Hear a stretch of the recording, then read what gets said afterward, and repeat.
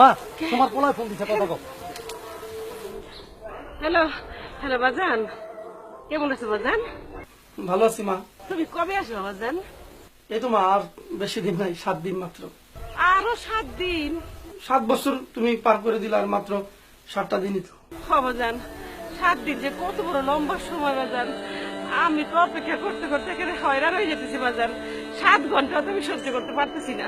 আচ্ছা ঠিক আছে মা, শোনো, ওই সবার জন্য টুকিটাকি জিনিস কেনা শেষ, এখন খালি ওই তোমারটা বাকি আছে মা।